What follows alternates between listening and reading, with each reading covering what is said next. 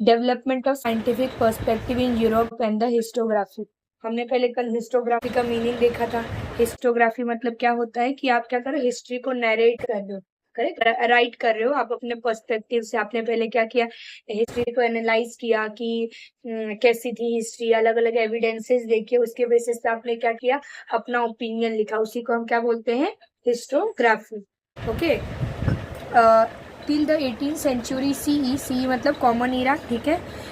Europe had achieve a remarkable progress in the field of philosophy and science. हमें पता है कि Europe में जो इंडस्ट्रियलाइजेशन है, वो सारी चीज़ें बहुत पहले हो गई थी, अंडरस्टैंड। उन्होंने जल्दी डेवलप किया, तो अगर वो डेवलप हो गए, अंडरस्टैंड, प्रोग्रेस करने लगे, तो वहाँ के लोग फिलोसॉफी, साइंस, इन सब चीज़ों में भी क्या लेने लगे, इंटरेस्ट लेने लगे, understand. Scholars till the 18th century CE, Europe had achieved a remarkable progress in the field of philosophy and science. Scholars by then had come to believe in the possibility of studying the social and historical truth by applying the scientific method.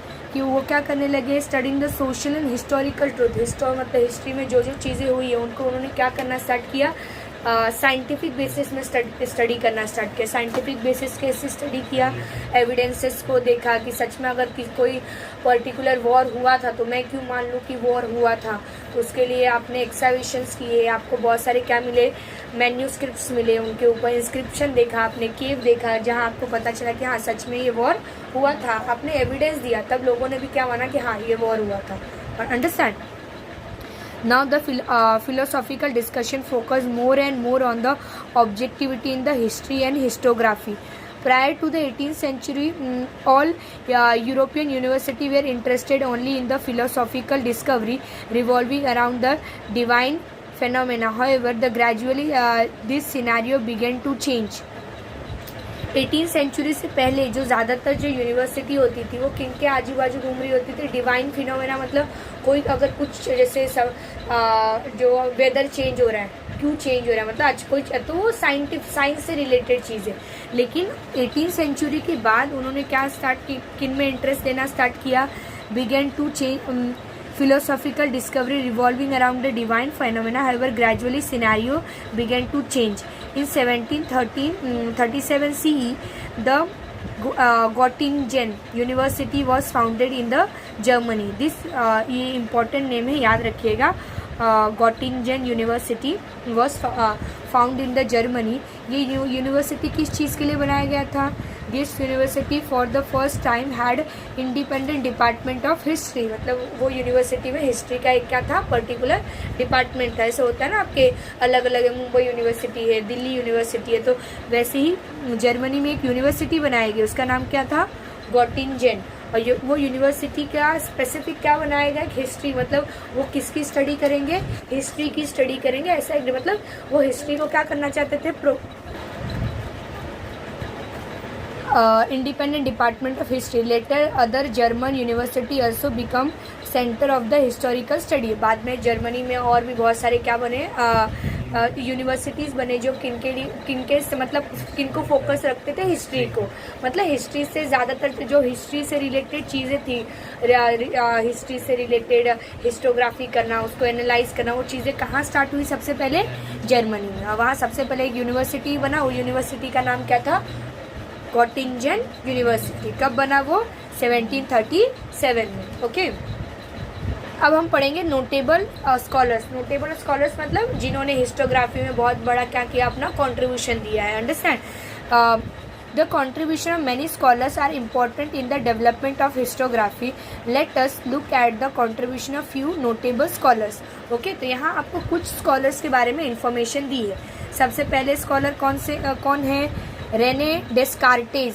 Okay, या ये आपके obviously Greek German name है, तो थोड़ा सा आपको pronunciation करने में, लेकिन नाम यही है इनका, रेने डेस्कार्टेज। ओके, यहाँ आपको उनका टाइमलाइन दिया है कि उनका डेथ और बर्थ कब हुआ था, याद रहे। अगर स्पेसिफिकली इनके बारे में पूछा आपको, अगर प्रॉपरली याद है तो लिखो, नहीं याद है तो मत लिखो। गलत लिख के आओगे तो मार्क्स कटेंगे। याद नहीं है, नहीं लिखा है, लेकिन बाकी के सारे पॉइंट अगर लिखे तो आपको मार्क्स मिल जाएंगे, ठीक है। तो रेने डिस्कार्टे इनका क्या दिया, बर्थ कब हुआ था 1596 में और डेथ कब हुई थी 1650 में। Okay, Rene Descartes was the foremost among the scholars who insisted on verifying the reliability of historical document by critically examining them। ये सबसे फोरमोस्ट मतलब एकदम फोर फ्रंट में आते थे जिन्होंने क्या किया था, हिस्टोग्राफिकल को मतलब हिस्ट्री को क्रिटिकली एनालाइज करना मतलब क्या, हाँ ऐसा अगर कोई चीज़ हुआ था तो आप एविडेंस को एनालाइज करिए, जो आपको चीज़ें मिल रही हैं वहाँ से एग्जामिनेशन से उनको क्या करो, स्टडी करो और सच में वो चीज़ था या नहीं था उसको क्या करना है, एनालाइज करना है। ये किसने बताया था, Rene Descartes. Okay, examining among the rule given by him in his book, उन्होंने एक बुक लिखी थी, ठीक है, वो बुक का नाम क्या था, discourse on the method. The following is suppose to have a great impact on the scientific method of research. इसके वजह से जो आप हिस्ट्री को साइंटिफिक वे में स्टडी करना है, इसका बहुत बड़ा क्या था, कॉन्ट्रीब्यूशन था, ठीक है।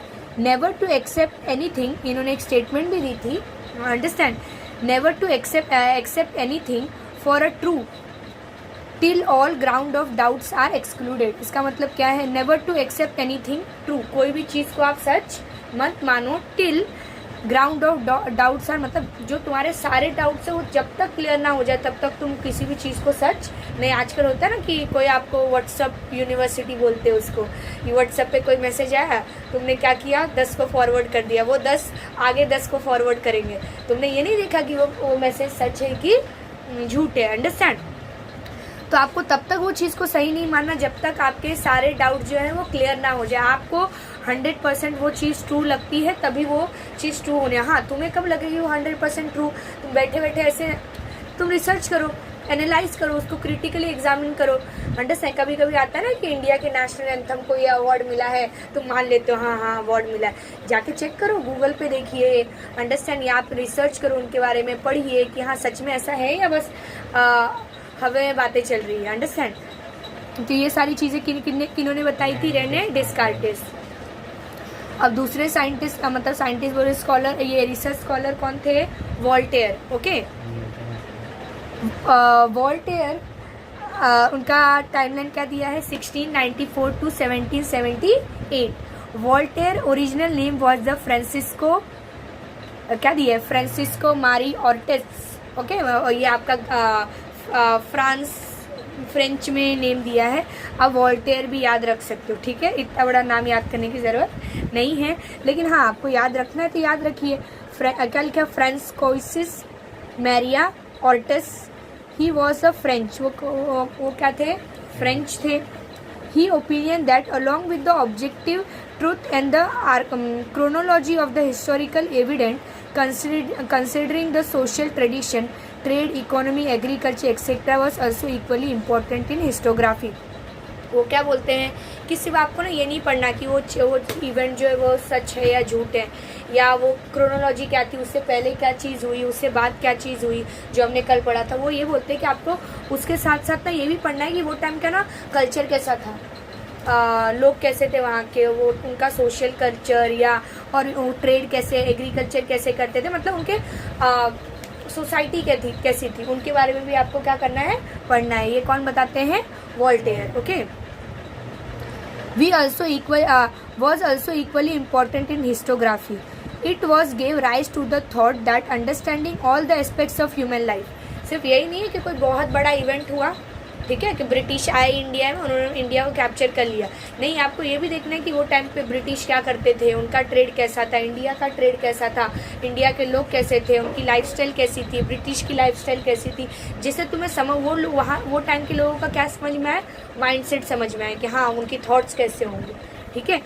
तो वो ये नहीं कि आपको कोई स्पेशल इवेंट ही पढ़ना है। अभी तक तो हमने ये देखा ना कि कोई पर्टिकुलर इवेंट हुआ, उसके आगे क्या हुआ था, उसके पीछे क्या हुआ था, क्रोनोलॉजी अंडरस्टैंड करना, नहीं, ये क्या बोलते हैं कि वो तो चलो ठीक है, लेकिन उसके साथ में आपको वहाँ के लोगों का कल्चर कैसा था, उनकी लाइफ कैसे, सोशल लाइफ कैसी थी, ट्रेड कैसा था, वो सारी चीज़ों को अंडरस्टैंड, बेसिकली आपको वो टाइम के लोगों के माइंडसेट को जानना है, understand.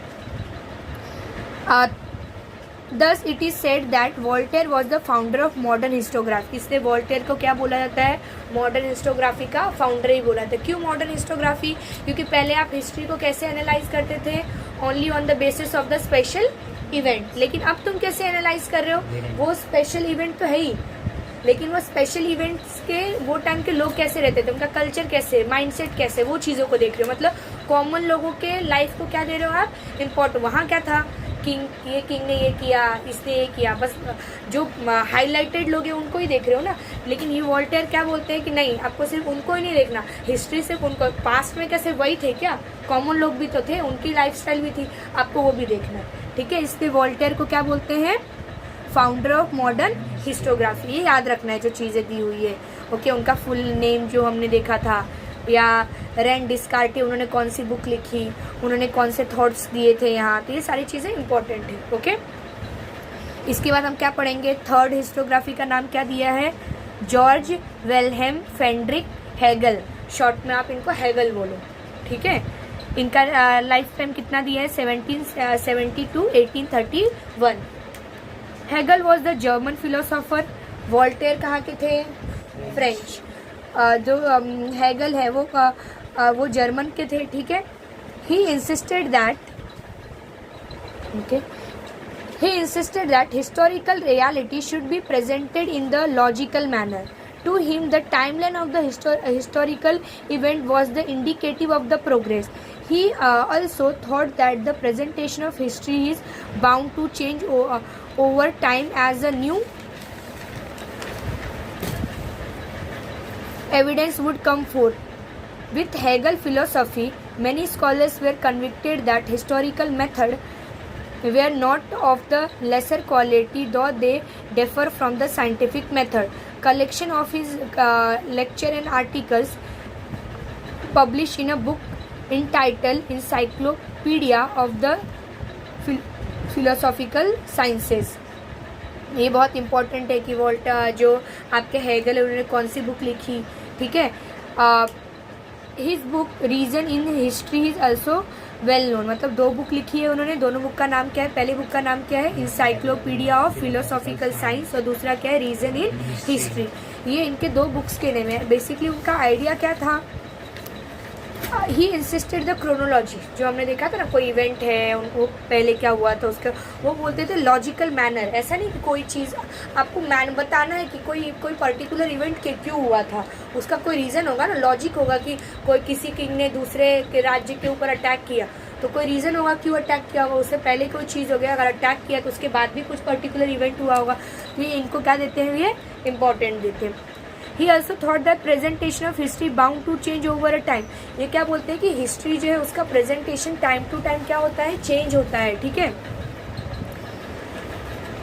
with the Hegel philosophy, many scholars were convinced that historical methods were not of the lesser quality, though they differ from the scientific method.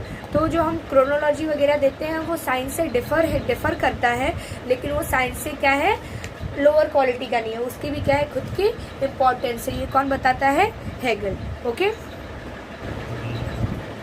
It is good to know this. देखते हैं क्या है ये. According to Hegel, grasping the meaning of any event happen in terms of a 2 direct opposites.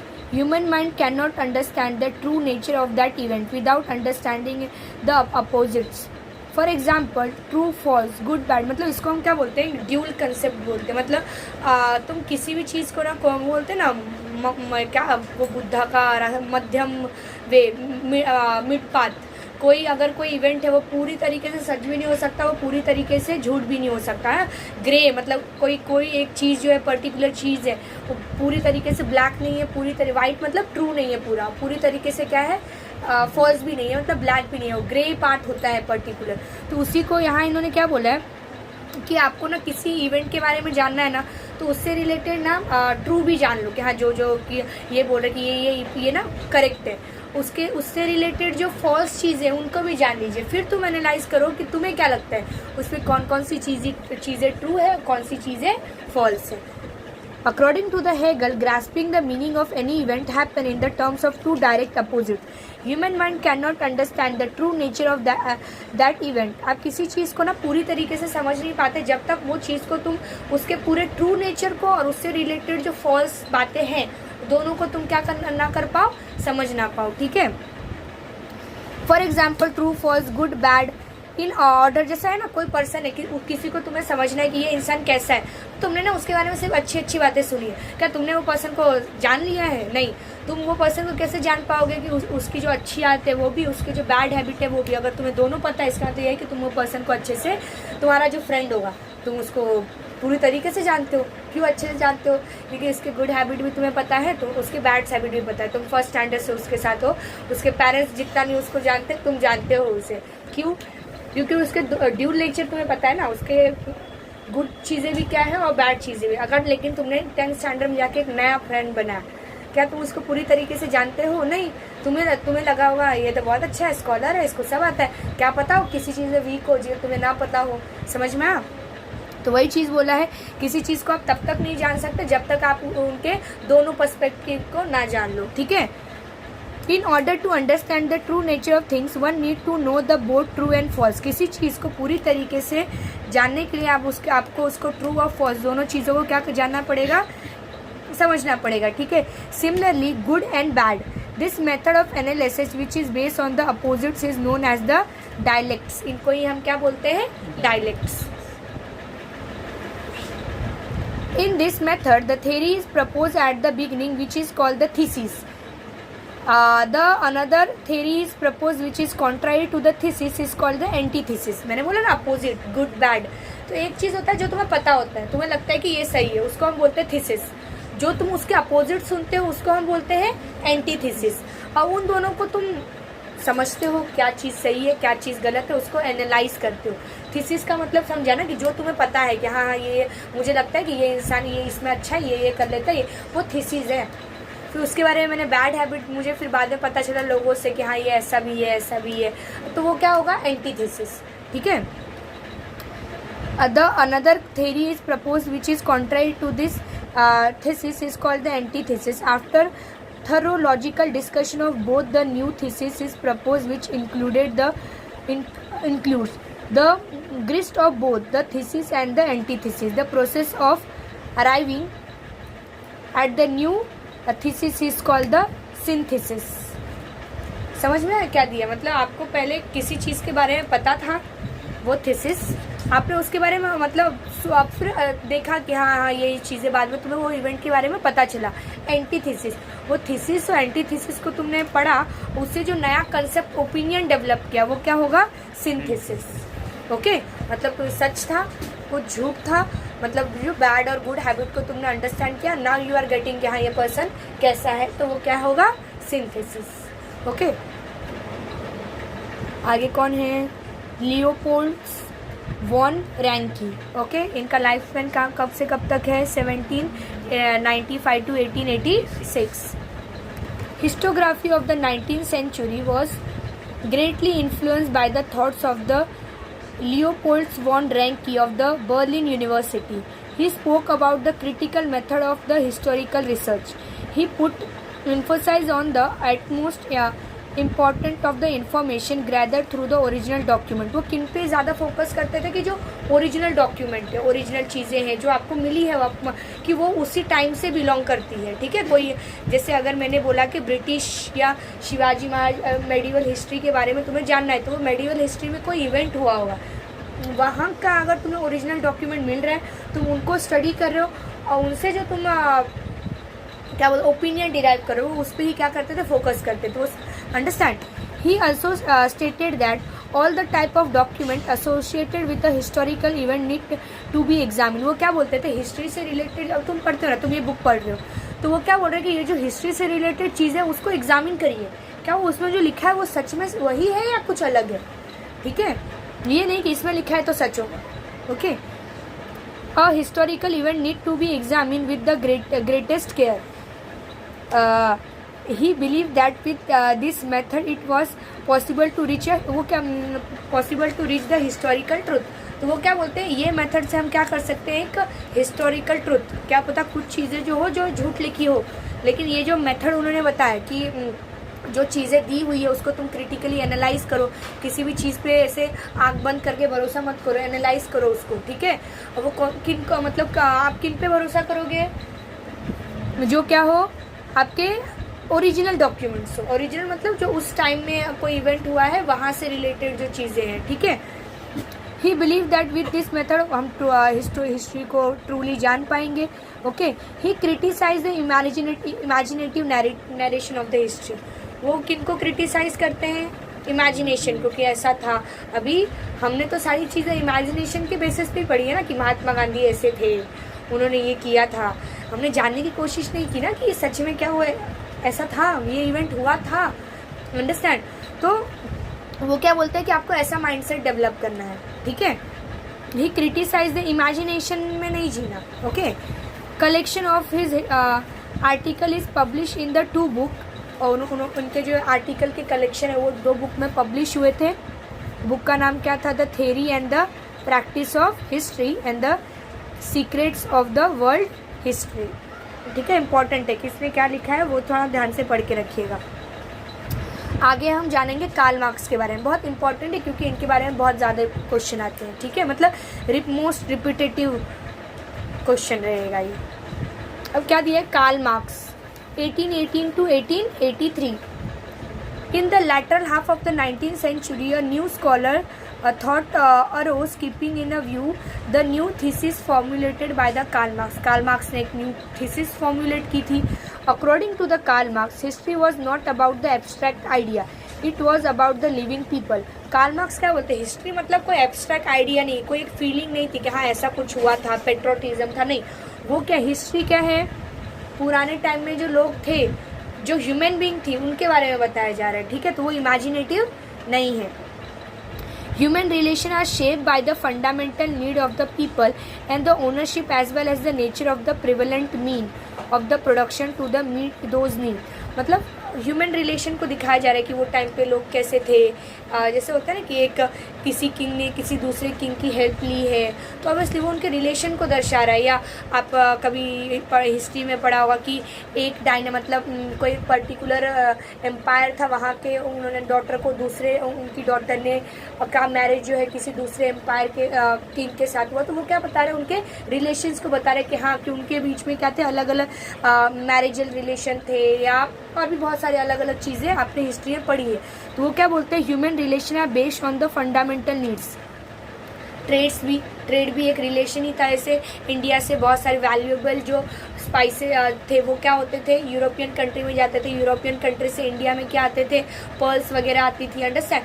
तो वो क्या बता रहे हैं? और ये सब चीज़ें क्यों हो रही है? क्योंकि ह्यूमन को अपने फंडामेंटल नीड्स कंप्लीट करने थे। Understand?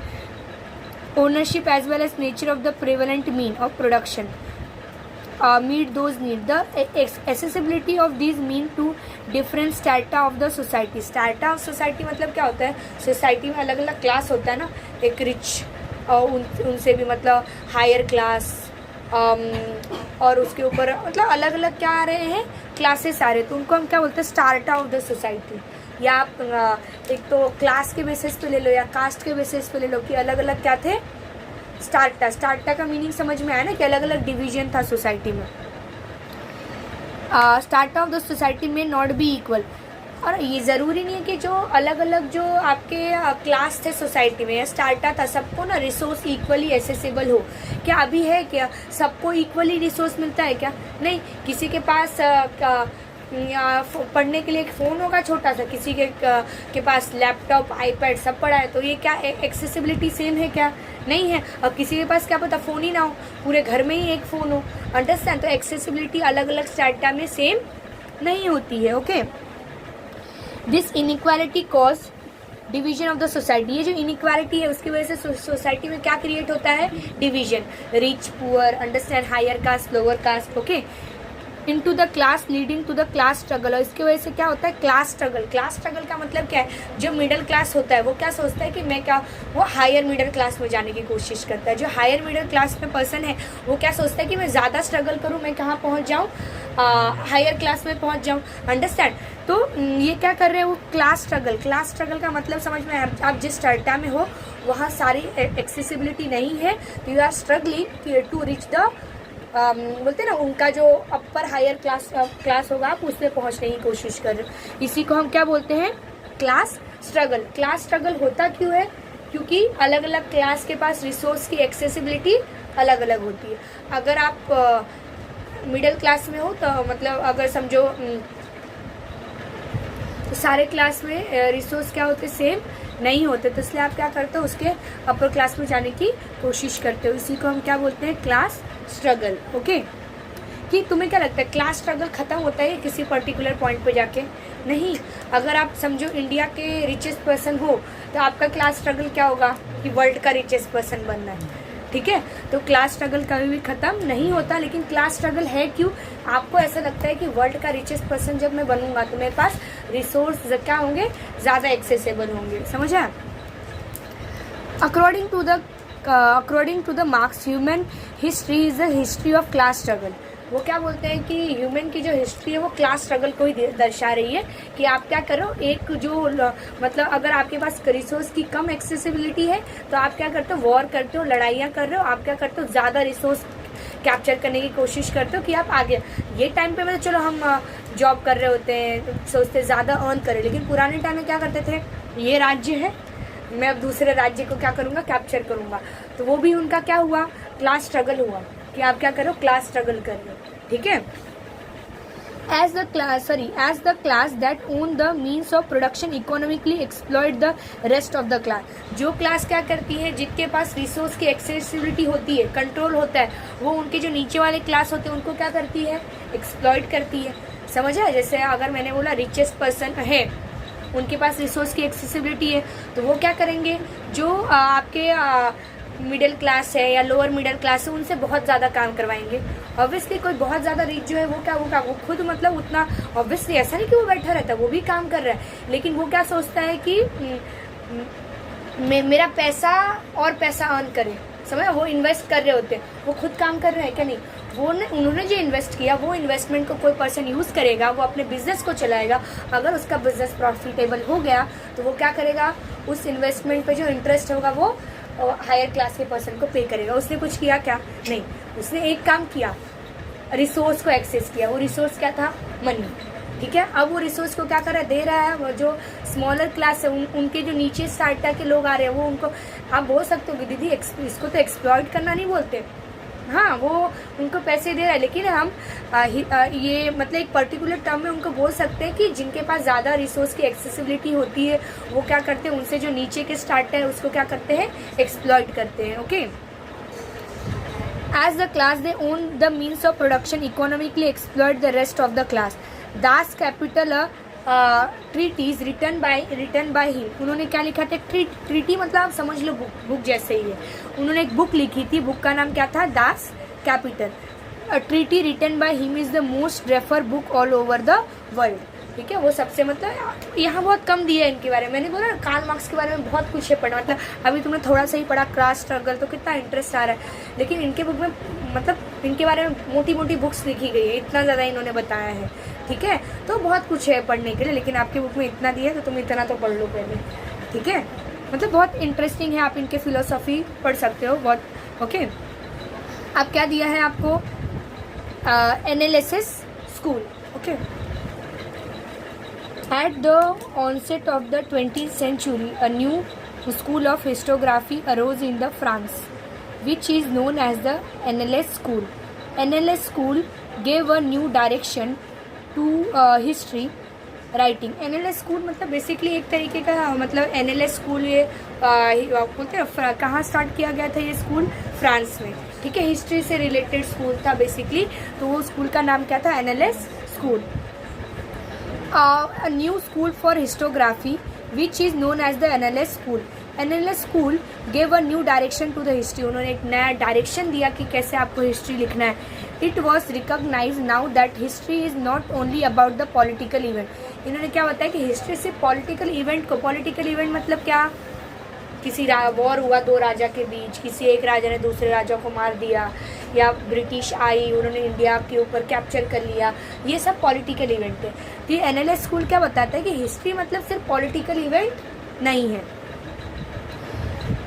Political event, king, great leader and accordingly politics, diplomacy, war, battles, ये सिर्फ इस चीज़ को नहीं बताता है हिस्ट्री की कोई किंग था, कोई लीडर था, उनके बीच में डिप्लोमेसी हुई थी, उन्होंने कोई ट्रीटी साइन की थी, एग्रीमेंट साइन किया था, या और क्या दिया, वॉर हुआ था, नहीं। But also about the climate. History क्या है? क्लाइमेट के बारे में पढ़ सकते हो कि वो टाइम का क्लाइमेट कैसा था, ठीक है। वहाँ के लोकल लोग कैसे थे, एग्रीकल्चर कैसे करते थे, क्या चीज़ें उगाते थे, किस तरीके से एग्रीकल्चर करते थे, टेक्नोलॉजी कैसी थी उनकी, ठीक है। मीन्स ऑफ कम्युनिकेशन मतलब कम्युनिकेट करने के लिए क्या क्या चीज़ें यूज़ करते थे। राइटिंग मतलब कैसे वो लिखते थे, क्योंकि लिख के रिटर्न कम्युनिकेशन होता है ना, लिख के बात कर रहे हो तो कैसे, मतलब फोटो नहीं, ड्राइंग्स के थ्रू वो कम्युनिकेट करते थे, या बोल के कम्युनिकेट करते थे, या एक्शन के थ्रू कम्युनिकेट करते थे, मतलब कम्युनिकेशन करने का तरीका क्या था, ये सब स्टडी करना भी क्या है, हिस्ट्री है। Okay. Social division and their collective philosophy, उनमें सोशल डिवीजन कैसा था, सोसाइटी का स्टेटा कैसा था, understand. And the collective physiology मतलब पूरा, फिजियोलॉजी का मतलब होता है वहाँ का नेचर कैसा था, सारी चीज़ों को स्टडी करना। Okay. In historical time the analysis school was started by the French historian, ठीक है। और ये जो एनालिसिस स्कूल है किन्होंने स्टार्ट किया था, फ्रेंच हिस्टोरियन ने, ठीक है। एनालिसिस स्कूल बेसिकली था क्या, फ्रांस है वहाँ एक स्कूल स्टार्ट किया गया जो किन के बारे में पढ़ता था, लेकिन वो हिस्ट्री को कैसे पढ़ता था, क्या पॉलिटिकल पॉइंट ऑफ व्यू से, क्या फिजियोलॉजी को, मतलब climate, means of communication, society का स्ट्रक्चर, ठीक है।